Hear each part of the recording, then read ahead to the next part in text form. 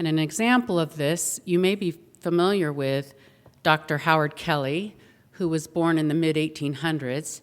He became a distinguished physician and was one of the four founding doctors of Johns Hopkins, America's first medical research institute. Well, when he was a little boy, Howard was going door to door selling items, raising money for his school.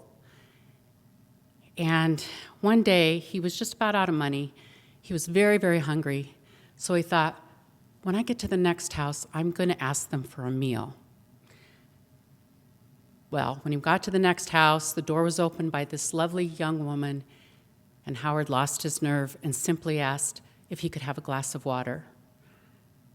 The woman noticed this little boy looked very hungry, so she brought him back a large glass of milk. Howard slowly drank that milk, and when he was finished, he said, "How much do I owe you?" The young woman said, "You don't owe me anything. Mother has taught us never to accept payment for kindness." Well, he thanked her from the bottom of his heart, and as he left the house, he felt physically stronger. His faith in God and humanity had been restored, for he had been ready to give up and quit.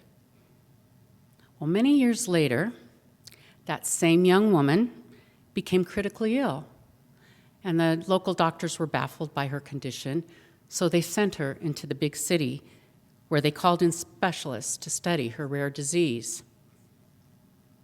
Howard Kelly was called in for the consultation, and a strange light filled his eyes when he heard the name of the town that this woman was from. Immediately, he rose and went in to see her, and he recognized her immediately. He returned to the consultation room, determined to do his best to save his life.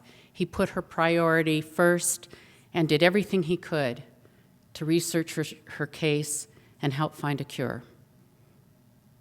And after a long struggle, the battle was won, and the woman was healed.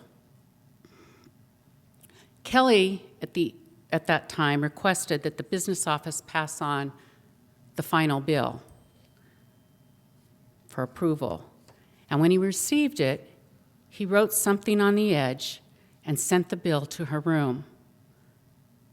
When the woman got the bill, she was afraid to open it. She was fearful that once she saw the amount, she'd know it would take her the rest of her life to pay for it. But finally, she looked and read these words on the side of the bill: "Paid in full with 1 glass of milk." I love this story because it illustrates that we never know how one small act of kindness might impact someone else's life, or even our own. Well, as we look at how we can deepen our practice of kindness, we can let others feel the love of Christ as we make eye contact, smile more, greet strangers, open doors. We can spread the light through these small acts of kindness to all we meet. We can raise our awareness of the needs of others and offer help when possible, and extend our caring to the animals and plant life, which benefits their spiritual evolution as well as their physical needs.